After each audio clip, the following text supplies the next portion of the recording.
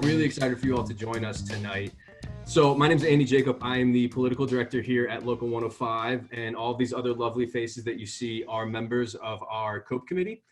So these are elected leaders within our organization who help decide what we do politically, right? Who the candidates we are endorse, what our priorities are. They really dictate and drive the political work that our organization does.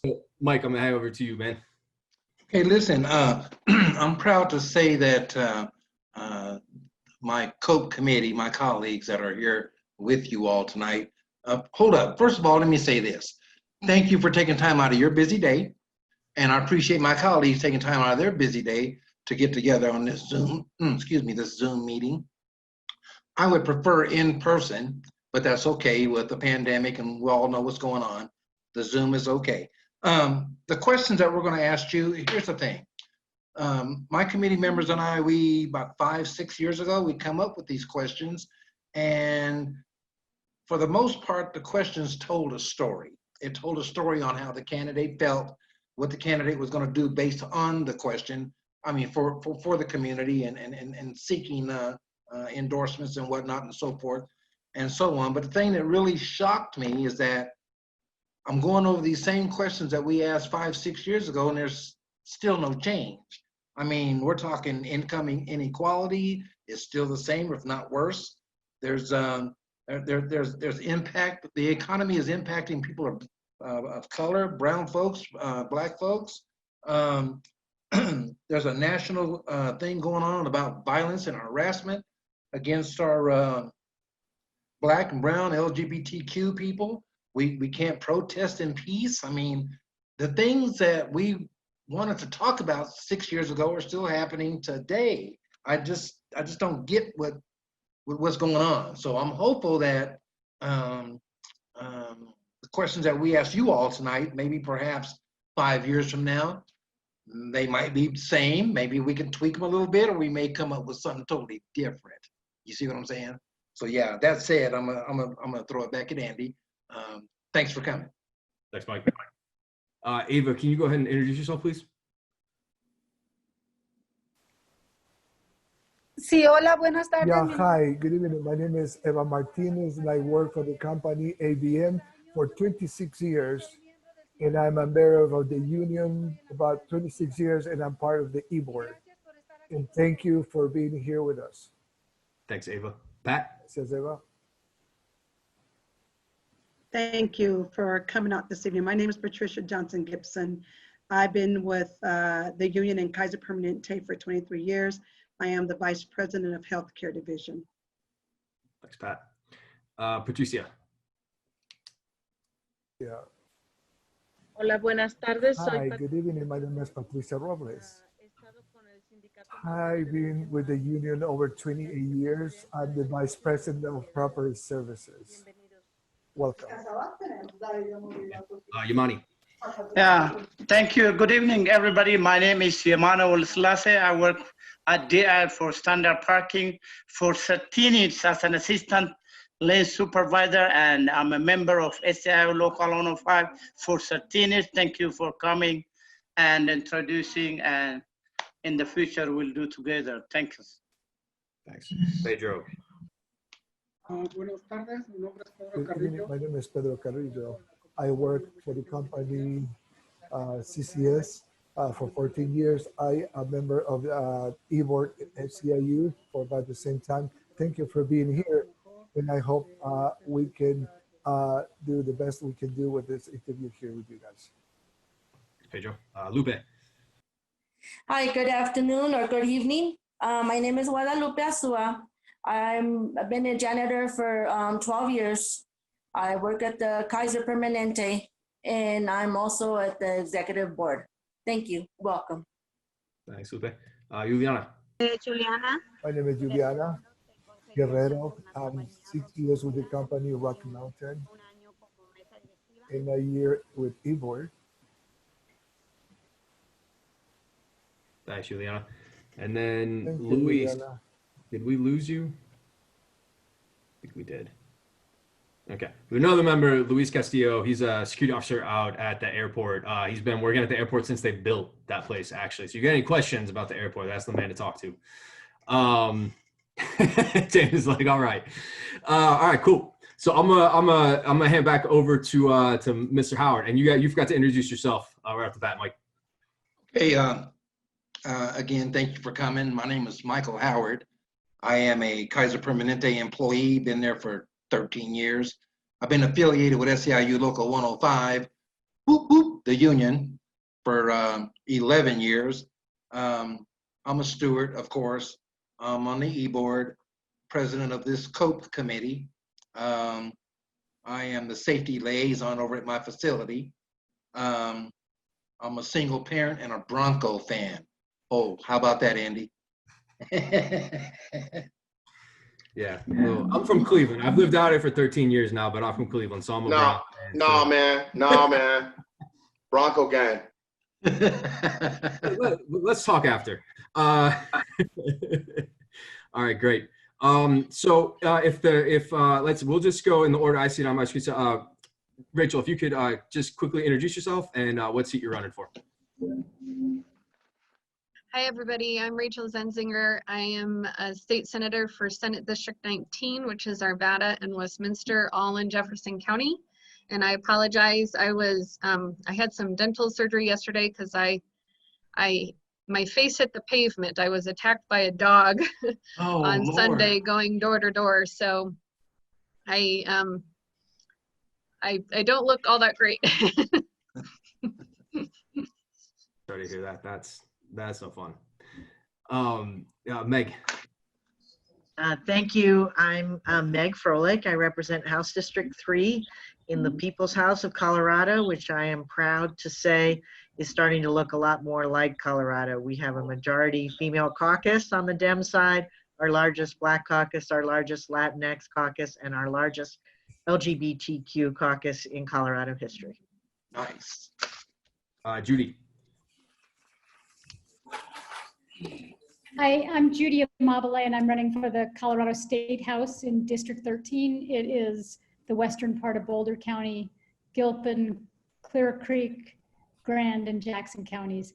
And I just want to say, Rachel, you are a badass for being here one day after that. That's for sure. James.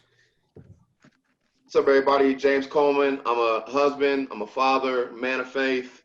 Blessed to represent House District 7, the district that birthed me and raised me, and I'm grateful to be a candidate for Senate District 33 to continue to serve the folks where I live. This is everything I know, and it's a dream job to be able to serve in the Senate.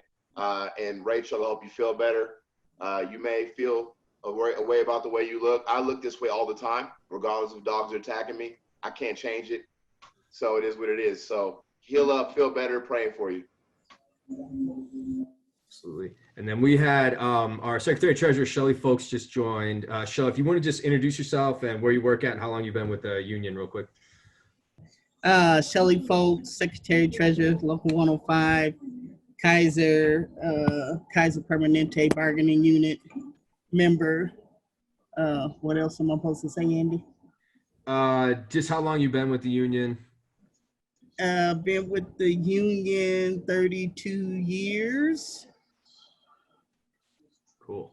That's perfect. Thanks, Shelly. All right. All right, Mike, I'm handing over to you, man. It's your show for the rest of the evening. I'm just gonna sit back and watch. Okay. Miss Pat, go right ahead. Thank you so much. Okay, my first question to the candidates is income inequality has reached levels never before seen in this country, creating two realities, one for the wealthy and another for the rest of us. How will you lead on addressing this paradigm, one that has an outsized impact on Black and brown folks? And we'll start first with Judy. Hi, thank you. Thank you guys for allowing me the opportunity to be here tonight. I really appreciate it. So income inequality is one of the three main tenets of my run for office. I spent 25 years running a business and got a firsthand look at how hard it is for working people to make ends meet. So I put together an economic plan to address income inequality, and I would love to read to you guys the whole 16-page plan, but I don't think I'll be able to get that done in a minute. The main aspects of it are we have to pay people more. We have to make sure that people have access to educational opportunities, because that's the lever to making a better wage. We have to have unions so people can collectively bargain. We have to make sure that people have job security, workplace safety, pay equity, and things like paid family leave. But we also have to have affordable housing options and affordable transportation and childcare. We also, I think, have to help people achieve home ownership so that they can build generational wealth. And part of that is making sure that we have equal and equitable access to lending, to banking, and to the things that make it possible for people to access those things. We have to address the gender pay gap, and we have to address the gap between executive pay and everybody else's pay. And I think there are some things we could do even at the state level, which would begin to address those things. And I have worked on the minimum wage campaign. I helped start Good Business Colorado with Lauren Martins and Deborah Brown. And we've been at the Capitol advocating for things like paid family leave, local control for minimum wage, and secure savings. Because that's the other lever, is we have to make sure that people have the ability to save.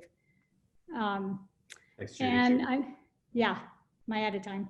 Yeah, sorry. So that minute goes very quick. I think I think on this first question, we'll let Fix go over a little bit over, because this is one that's really, really important to us as a union. But yeah, that minute, that goes by fast. Okay, thank you. No problem.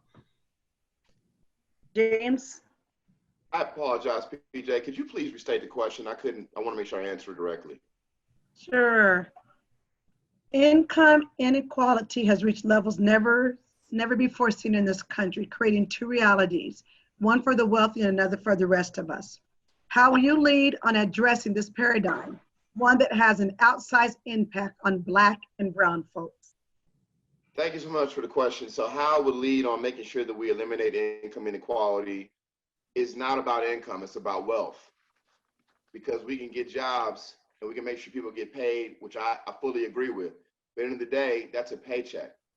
And that job can go away. One of the biggest problems when it comes to the Black community, in particular in the state of Colorado and anywhere in this country, is that we are dealing with 400 plus years of systemic oppression, and we're trying to fix it with a job or with a donation or a handout.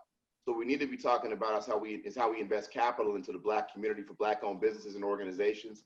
As Judy said, we need to make sure that we start young with our kids so that they understand the basics of education, life skills, and their history. These are all things that ultimately lead to us not knowing who we are and end up becoming somebody that we're not. We need to make sure that we eliminate recidivism in the state of Colorado, because we have 50% failure rate for Black folks, Latinx folks, all folks, but especially folks of color who are in prison. When they come out, they go right back in. So when we talk about making sure that people get paid, we're all for that. And the bills we've worked on in the past, we're not here to talk about, because you can't win today's game with yesterday's points.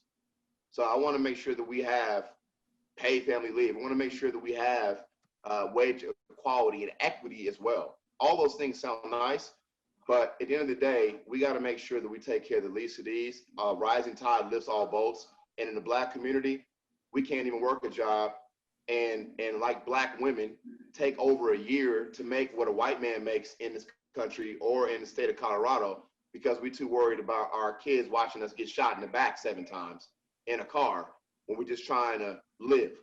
So these are the things I think about. I know this is a casual, we're having a good conversation, but this is very serious. It's very real. Not negating what everybody else is saying. But we don't even have time to think about income inequality because we're just trying to live. So those are the things that I want to work on, more so wealth creation and generation, as well as addressing income inequality. Thank you so much. Let's see, Senator Rachel. Hi, everybody. So I agree with much of what Judy and James said, but to add to that, I'm an educator, and so I think we really need to look at how we educate our children, and the fact that we so underfund our schools here in Colorado, and the extremes are especially present among our Black and brown children. That's where it starts. If we're not offering up an equal education for our children to be able to become who they want to become and to be able to have good sustainable jobs into the future, then I think that we're already setting them up for failure. So in my mind, as a legislator with a background in education, I feel like that's where I can make the greatest impact down at the legislature as far as trying to address those inequalities that we see.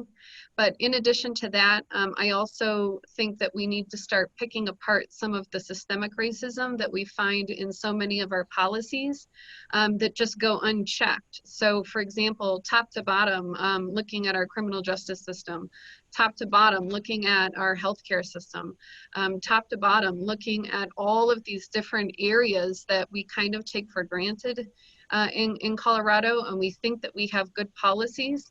But for example, we did a really good job last year of funding the disparities study for business, looking at how can we make sure that minority-owned businesses get access to the same opportunities, the same level of credit, the same level of bids as other non-minority owned businesses. But once we funded that study, then what? It's like we figure out what the problem is, but are we going to actually act on it? So I think it's really important that in addition to properly funding things, we also have to make sure that we act on these things, that we don't just pass a bill, pass a law, check a box and decide that we're done because we looked into the problem. I think we tend to do that a lot. In particular, I sat on an education committee that looked at our formula about how whether or not our formula for schools was equitable. I sat on that committee for 3 years and we made zero progress. We didn't make a single change to the formula, even though we found that it was inequitable. So I think that there's a lot of work to be done, and that's what I'm hoping to do if I return back to the Senate. Thank you so much. I appreciate that. Representative Meg, it's on you. Hi there. Thanks again for having me, and heal up, Rachel. You're amazing to be here. The good thing about going last is that I can be brief because my colleagues are amazing human beings who've said really great things. When I was looking at this question and trying to think about it, I really am struck by the concept of your campaign being called Justice for Janitors. And aside from alliteration, it really all does come down to justice and how we define that, and the systemic inequalities and those scales of justice, and how we all are struck by and reeling from what has been laid bare by the COVID crisis. And we can't now turn away from what has been revealed, which has always been there, but what we are seeing are life and death consequences of systemic racism and perpetual inequality. So I hope that the fact that it has been laid bare and a light has been shown, re-energizes us to rethink things like schools and school funding. I wonder why we walk down hallways and a bell rings and we're widgets in a machine. And that plays out in a whole bunch of systems. But anyway, justice.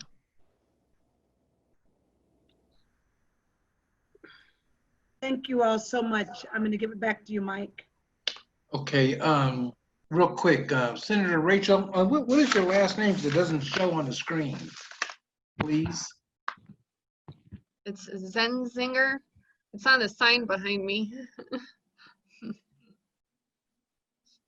Okay, thank you very much. Yomani, you're up, buddy. Question number 2. Thank you. My question is, how will you lead to make certain that no job in Colorado pays less than 15 an hour? It's an economic issue. And how do you handle it when you are elected?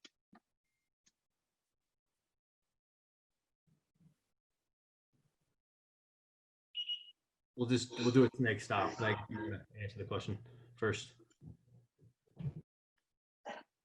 Sorry, what? I said Can we'll I do repeat the question reverse again? Oh, reverse. Okay. Okay. I think I got it. Yeah, so there's a couple things that we have done. Thank you for the question. It's imperative. I mean, we can even launch into why $15 an hour is the bare minimum. And we know that in Denver, what it costs to rent a 2-bedroom apartment. So we know where we fall in terms of other states as well. But we have done some things and we need to do more, but we did pass legislation that allowed local municipalities to go further than the minimum wage, return local control to municipalities. And that was my great colleague, Rochelle Galindo, who I miss so much. And I passed a bill and we tried for a couple years before being able to pass it last session on wage theft.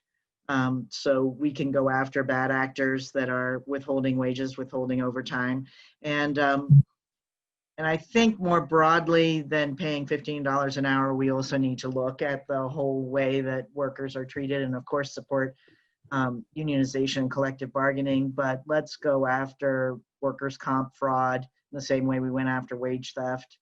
And let's go after organizations that are abusing 1099 status and a whole benefits.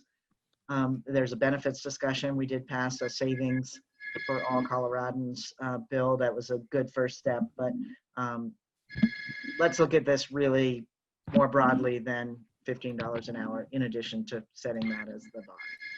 Thank you. Hello? So I think I'm next. Yep. Okay. So back when I served in the legislature in 2014 for one session, I was the co-sponsor of the resolution to raise the federal minimum wage because at the time it was pretty low and we hadn't even taken that first step. After that, the following year, we actually took it to the people here in Colorado, just directly to the ballot to raise the minimum wage. And I was a part of that campaign. I helped collect signatures. I helped stump for it. And I believed very strongly that we needed to raise our minimum wage here in Colorado. I had some reservations about the local minimum wage bill, not because I don't believe that we shouldn't raise the minimum wage, but because it's creating disparities across our communities now, because you're going to have some communities locally who are going to have empathetic leaders that are going to actually put it on the ballot and get their community to pass a minimum wage, which is going to create inequality with other communities where they don't have empathetic leaders that are going to do that. And that to me is bothersome, because I don't want to create a patchwork of inequality across Colorado, because I think we already have that with our education system.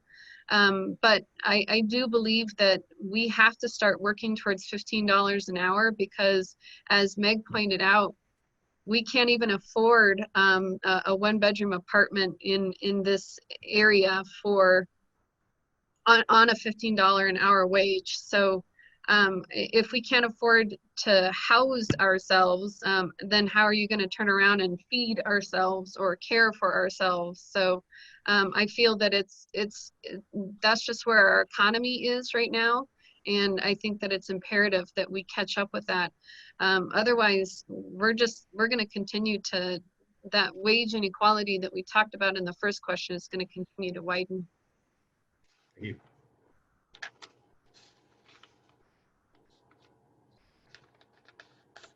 Am I up? Yes, sir. Okay, awesome. Thank you for the question. I'm reading an article that just came out on July 27th. It says, CBS Denver, it says, Colorado inmates sue over slave labor, demand minimum wage, paid vacations, and paid sick leave.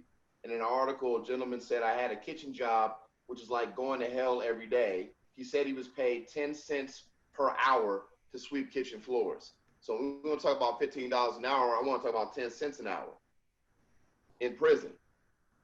Per capita, Black folks are at the bottom, no matter what you're talking about. When we talk about incarceration, we only make up 4% of the state's population. So if you got about 6 million people, it's under 6 million people here. We make up 200,000 or less people, but we make up per capita a majority of the prison system.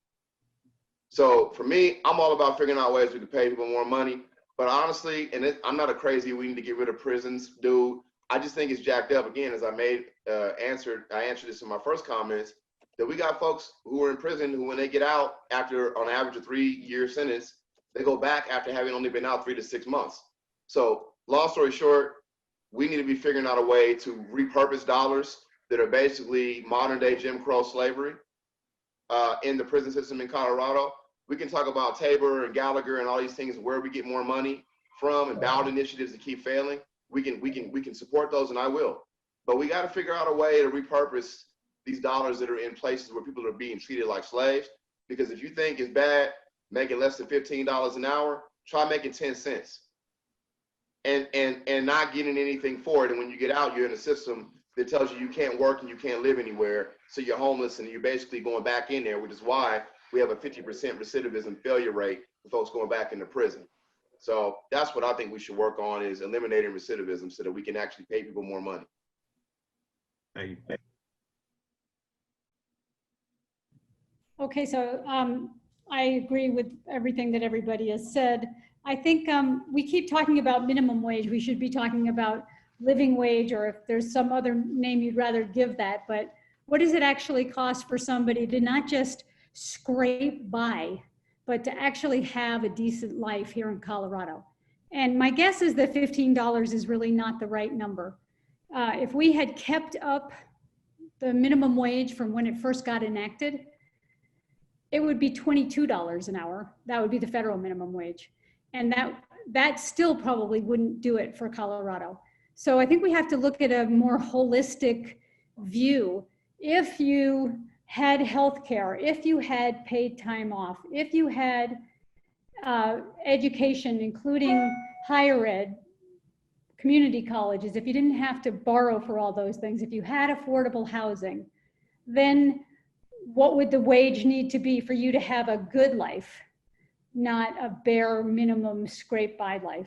And how much do you need to earn to be able to save some money? So yeah, I'm all in on the fight for 15, and I'll work on the ballot measure just like I worked on the ballot measure for 12. But we have to really rethink how we look at the economy. People talk about, oh, the stock market is doing great. Or look at GDP, but that doesn't have anything to do with individual people's lives. Most people have no money in the stock market, and GDP has it's a completely meaningless concept for them.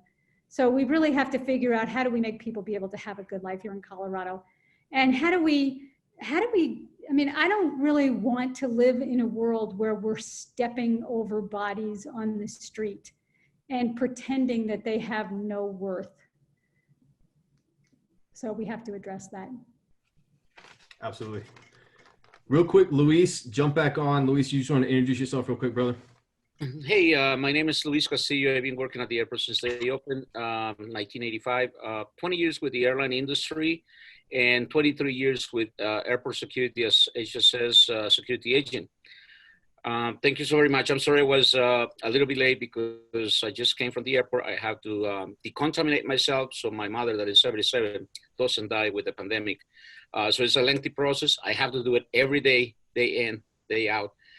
And just a waste of the 3 hours going at the airport and coming back is bad enough, but I still have to do some work at home right before I can be ready to be around my mom. I'm sorry for the delay. Thanks, Luis.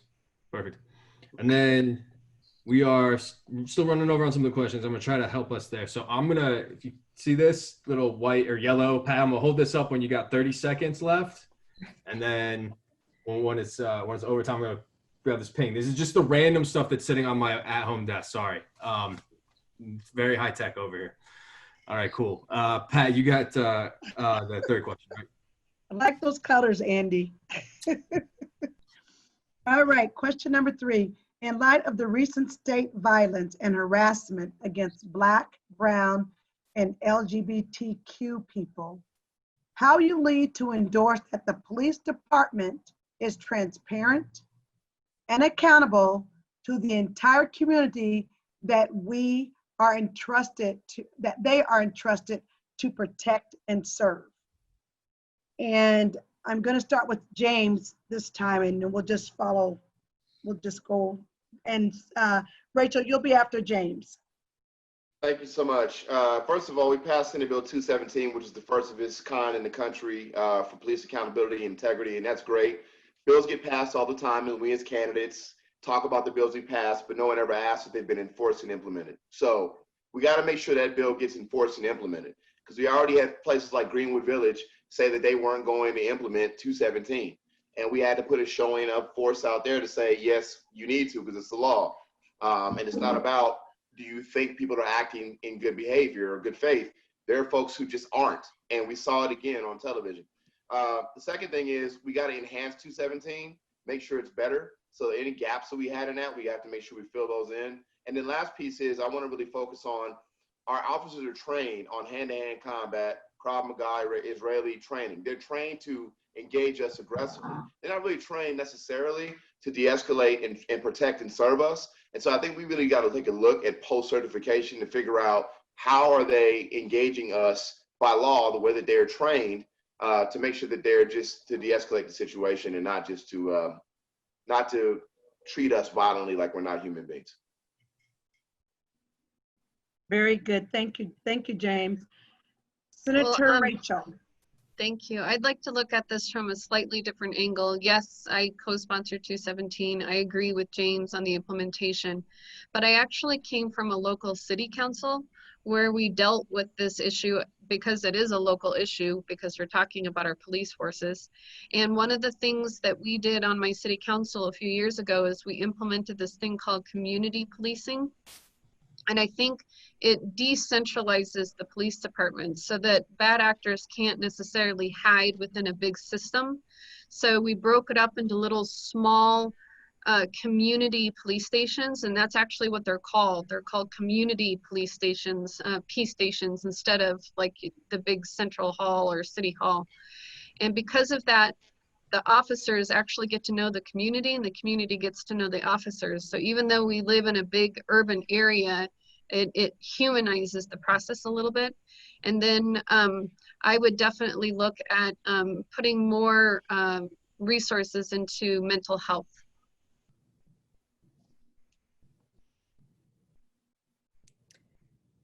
Is that me? Okay to go. Thank you. I'll try and be quick and keep the process going. Thank you for this question. I mean, it's central. We began our discussion talking about justice. I unfortunately or fortunately served on Greenwood Village City Council, and so I'm in the belly of the beast right now, trying to point out to them the misguided, blatantly racist action that they've taken. So we will fix it in January. We'll close that loophole. But in the meantime, we're working hard to make them feel the pressure of their ill decision making, and we're James has been part of it. We have a group of musicians who are not going to play at Fiddler's Green, and we have Fiddler's Green itself putting pressure on city council, and we're going to roll out more and more businesses to put pressure on. And then we'll swap out the whole city council in 2019. Okay, I think it's me. So I agree with especially what Rachel said about we need more mental health resources. But I think I agree with everything that people have said, and I think the police accountability bill is a good one. And obviously we have to enforce it, but we actually need to revamp the justice system from bottom to top. We have to think about what is punishment for and why are we punishing people? And I know that's a little bit of a out there idea, but here in Boulder, homelessness is a crime, and the punishment for homelessness should be housing. And the punishment for stealing food should be food. And that's not what we're doing. So we are punishing people for being poor. We're punishing people because of the color of their skin. And that's what the police are trained to do. We're punishing people because they have mental illness. Something like, depending on who you ask, 30 to 50% of the people in jail in Colorado have a diagnosed mental illness. That is immoral.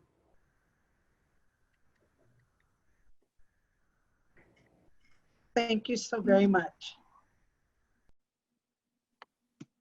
Is that you, Pat? You're done? Okay, good. Juliana, you're next. Question number 4, please. She's still. Okay, there she Mi is. nombre es Juliana. My name is Juliana, and my question is, how are you going to lead in the question of immigration reform here in Colorado? And we will go. Can you hear, Jamie?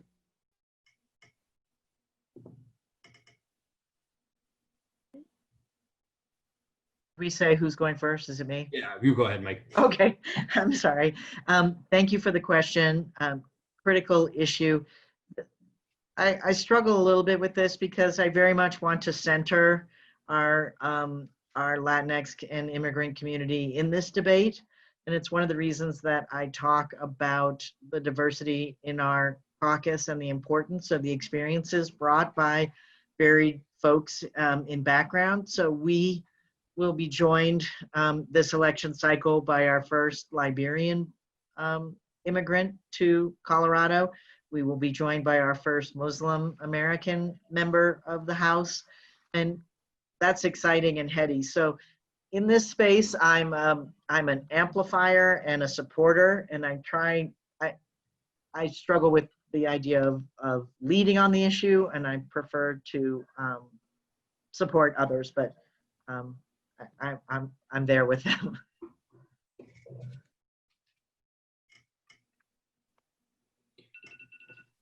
Great, thanks. Can we go to Judy? Okay, hi. So again, I look at that, we have to look at that in kind of a holistic way. Obviously, this is more of a federal issue than a state issue, but what can we do at the state? We absolutely have to keep ICE separate from our local law enforcement. They have no place participating in local law enforcement, and there should be no cooperation. We should eliminate for-profit detention companies in Colorado. We should just say we're not having that here. And then we have to absolutely regulate and manage if we have a detention center here that's federally run, and make sure that we are not denying people of their basic rights as a human being. We have to lobby our federal lawmakers to make this comprehensive immigration reform happen. And then we have to support policies that include immigrants. And we have to make sure that people aren't marginalized. Our company, we had tons of immigrants and we got raided by ICE. And we didn't have anybody who wasn't documented, but we still got threatened with huge fines. And that is just abuse of power. And we really have to stand up to that. James. Thank you for the question. You're talking to a guy whose land was stolen from him and whose people were brought over here forcefully and still haven't gotten any rights to be able to do work. You want to talk about a citizenship test? Most of us who were born in America can't answer them questions. We got folks who just want to work, and we got to work with our federal, our state, and our local government here in Colorado to figure out ways to give folks opportunities to get jobs and be able to pay their bills and have home ownership. If folks want to come to America, we can't tell them when it's okay to come in based off of what we think. We got to protect our safety as a country, and all that stuff is very important. At the end of the day, though, we have to make sure we have opportunities for folks. Judy's been talking about homeless population. There's a lot of folks in the Latinx community, folks who are immigrants who came here looking for an opportunity, and they're homeless, but they're willing to work. They're not lazy. They're not sitting around on their behinds. And so we got to figure out ways to employ those folks, give them an opportunity to make an impact in their personal life. And that's the whole reason why they came here in the first place. So I think that's what we got to focus on is, again, economic opportunity and education. Awesome. Thanks. Rachel? So the question was, how are we going to lead? And I think I'm a member of the Joint Budget Committee, and so I feel like there's really an opportunity for me to lead in this way. So for example, there was an effort to defund the driver's license program for undocumented workers. There was an effort to try and defund college students from being able to have in-state tuition. And I feel like there were lots of efforts like this, and they tried to make their way into our state budget and make it seem as if it was just a question of fairness. And I think that it's my role on the Joint Budget Committee is I can help push back against that kind of thing and make sure that we properly fund these policies because they're worth funding. Awesome. Thank you.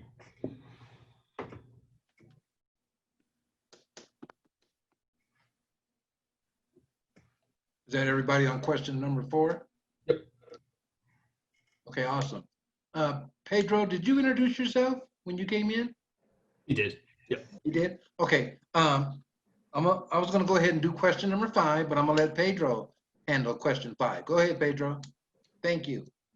Thank you. Okay, we believe that the balance of power in Colorado lies far too greatly with organized interests that represent the wealthy and business community. What measure will you take and lead to ensure that more power and voice return to the rest of the population you are constitutionally bound to represent? Thanks, Pedro. We'll start with you, James. Thank you for the question. Thank you, Pedro, for the question. I mean, the answer to help me make sure that everybody is being represented here on this call and not big corporations and special interests is by doing what we're doing right now. I mean, you're actually asking us questions and we're speaking with you, but we should be hearing from you. I know this is representative democracy, and we're supposed to go and represent the folks who elected us because many of them want 2 jobs and they don't have time to be engaged in this the way that we are. We've asked for this opportunity. We asked for your votes. We asked for your support. We get elected. We're supposed to represent you. That doesn't mean that we don't talk to you until the next 2 or 4 years come up when it's time to run for office again. So I think it's important that we're having these conversations and not be cardboard cutouts. Although I think my cardboard cutout would look pretty nice. Rachel? So prior to being in the legislature, I worked for an organization called America Achieves. It was a fellowship program for educators. And my job was to help educators, teachers about the political process so I could help elevate their voices so that they could make an impact on political policy that was impacting their jobs. And I think that through that position, I learned a lot about how I can help elevate other people's voices through welcoming them into the political process. And I try to do that down at the legislature as much as I can. I invite groups to come and visit me. I bring them onto the floor. I meet with anybody and everybody, and I try to teach them about the process so that they can have a voice in it. And I think that partly because I'm an educator, maybe that's just my instinct, which is to do that. But I think that is something that is unique to me as a citizen legislator coming from the education world that I would like to do more of. Awesome, thanks. Judy? Yeah, so I think there's a few pretty concrete things. One is we need campaign finance reform. And I know Colorado does pretty good with the reporting, but I think we could be doing a better job in limiting the amount of money that gets spent on these campaigns. Two, supporting unions. Obviously, that's the real pander answer, but it's true. We have to look at corporate pay and structure and figure out a way to change the incentives for the people at the top. And then we need to do tax reform because we have to have a progressive income tax, and we have to make sure that people in Colorado are paying according to what they have, as opposed to everybody pays the same, which is completely inequitable. So, so those are that's my short list. I so appreciate this conversation. And I think it is illustrative of what James said in terms of having this conversation ongoing and all of us being accessible. I think this summer, or this spring/summer, has been a real illustration of the ways in which outside the Capitol forces can influence inside the Capitol. My son was outside protesting while I was inside voting. And so we've had many conversations over the summer. 217 would not have happened without the outside the building pressure. And I appreciate all forms of engagement that actually push those levers of power.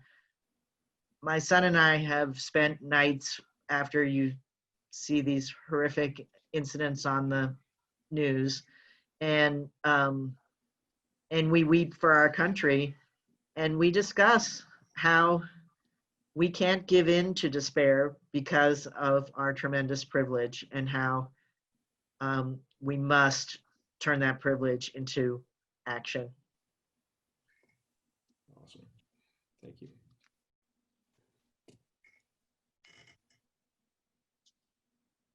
That was it for number 5, Pedro? You good? All right. Patricia, número 6.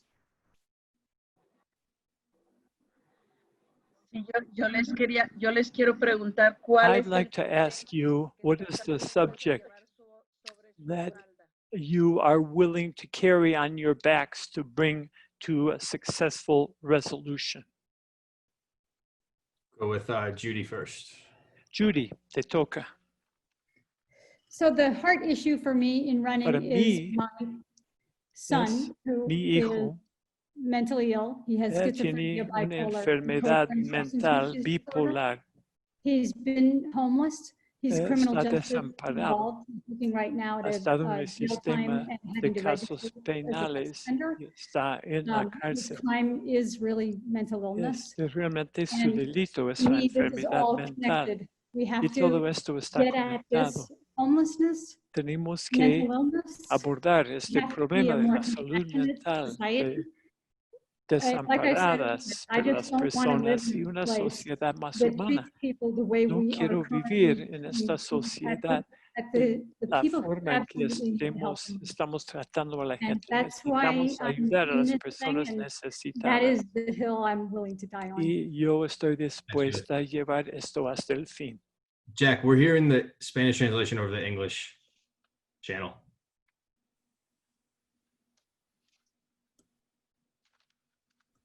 Okay. I think most of us got that. Thanks, Judy. Meg?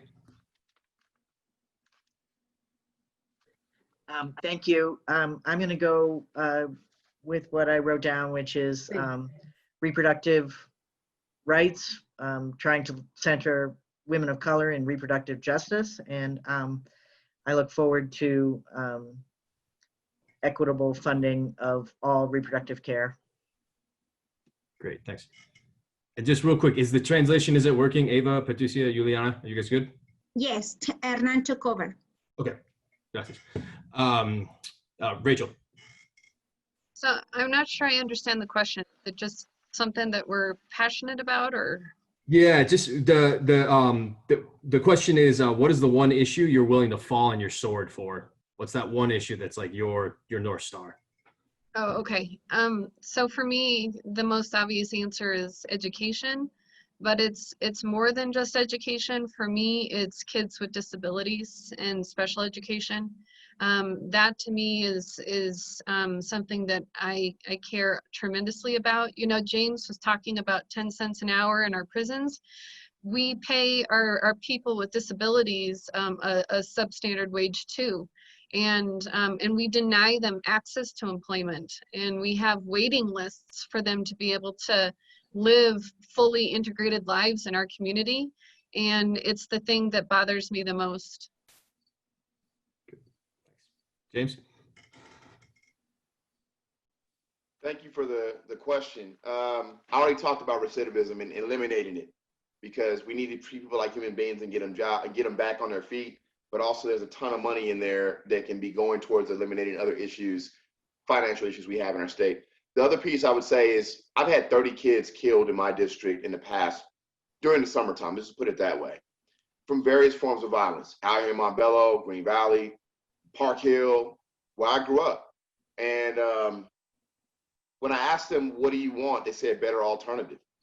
And so I've been talking about making sure that every kid in the state of Colorado, middle school, high school, college, if possible, has an apprenticeship or internship where they can go get experience, learn what they do or do not want to do, whether it's vocational, what they want to study in college, get paid for it, so that they're not just working and doing something with their time, but it's better than working with Big Homie, even though he's paying me a ton of money. There's a high risk that I'm gonna get killed or go to jail, right? So for me, I want to figure out how we provide them a better opportunity, a better alternative, where they can make some money, they got something to do with their time, they can plan for their future, they can get some experience, and they'll be better suited for life, because it's a conditioning of the mind. And right now, this is all they know. So that's what I want to work on: apprenticeships, internships, high school, college, middle school, for our kids to have a better alternative. Great, thanks. That was everybody on that one, Mike. All right, number 7, Lupe, you're next. Why are you the leader that we're looking for? We'll start with Meg. Thank you so much for the question. I crossed out the and put a. I feel like I am a leader that we're looking for, and that the reason is because I lead from an authentic self. Awesome, thanks. Judy? Oh, I feel like I bring a slightly different voice to the table. I ran a business for 25 years. I signed the front of a paycheck. We sold to all these big Target and all over the world. And that is a missing, or it's an underrepresented voice on the progressive side. And I feel like that will help to bring some of this business legislation home. And and also I'm like a reasonable human being who feels things pretty passionately, but also at the end of the day, I'm pragmatic and I want to get things done. And I'm not interested in a career in politics because I'm already 62 years old. If I make it 8 years in the legislature, I'll be 70. The next move for me would either be run for president or retire. So I'll probably retire. So I'm all in to get things done. That's why I'm here, and I feel like I have a credible voice. Thanks, Judy. James. I'm here because what I said when I first started, and why I believe that I'm the leader that we're looking for. I'm not a politician. I'm a father, I'm a husband, I'm a man of faith. These are all the things that I lead off with. I don't just talk about the district I represent. That's who I am first and foremost. I'm a Black man, I'm an American before I'm anything else. I'm a Democrat because I believe that we need to have the choices to do what we want for ourselves that are best without somebody trying to push their values on us. It's it. And so for me, I think unfortunately we allow our parties to get in the way. I don't think business is a Republican thing. I quite frankly don't think education is a democratic thing. I think they're American issues, but we always make them partisan. So for me, I bring a mentality of we're Americans first and foremost. We might disagree, but we can't be disagreeable. We have to figure out these solutions, or else what the hell are we doing here? Thanks. Rachel? So I have a 100% bipartisan record in the legislature, and I've had that record 3 out of my 4 years. There have been 2 bills that I've carried and passed in my entire legislative career that did not get a Republican vote. I work really hard for consensus and cooperation because I feel like right now our country is so polarized and we go to our respective corners and that there's no middle ground. And sometimes I get chastised for it, but I feel that it's really, really important. I would much rather build bridges than tear them down. And so I try very hard to be that person that finds cooperation and strives to get to yes. And I think that is a unique skill that I have down at the legislature, and I'd like to continue doing that. Awesome, thank you. That's everyone on that one, Mike. All right, Ava, you're next. Number 8, please. Hola, mi nombre es Eva y esta Hi, pregunta. my name is Eva, and this question is for the 4 of you. We're not always going to agree in different subjects, but would you have an open door policy with us? Would you commit to meet with us 30 days after you are elected? Would you support legislation to make easier for people to organize and belong to unions or other people organizations for the working class? Would you protect the rights of the working class to negotiate, to bargain collectively? Would you support the campaigns for active organizations? Thank you. Ava rolled all those last ones into one, so we'll do the first one here for y'all. Todas en una, así es que vamos a ir uno. Or no, you're coming over the English one. Thanks. So the question was, we will not always see eye to eye on various issues, but will you commit to having an open door policy with us? Will you commit to meet with us within 30 days of being elected? And you guys can just do the thumbs up on the screen works. I just want to say yes. I'm sorry, I got to say this, especially if Ava comes to the Capitol, because they ain't scared of none of us. They're scared of you. And they need to be hearing from you on the issues you think are important, and we got your back when you come down there. Awesome. Thank you. All right, Mike, you wanna wrap us up here, brother? Close us out? You want me to do those last 3? Yeah. Okay. All right, ladies and gentlemen, these are going to be called rapid fire. I'm just going to read them real quick. All I need is a yes or a no, or better yet, we can do a thumbs up. Okay, you ready? Here we go. And I'll do them separate. I won't roll them all into one. All right, would you support legislation to make it easier for people to organize unions or other types of worker organizations? Okay. Nice thumb, Rachel. All right, the second one is, will you protect workers' rights to organize and collective bargain? Okay, and then the last one, will you support active or soon to be active organizing campaigns? Nice, okay, cool. That's it for me, Mr. Andy. Awesome. Great.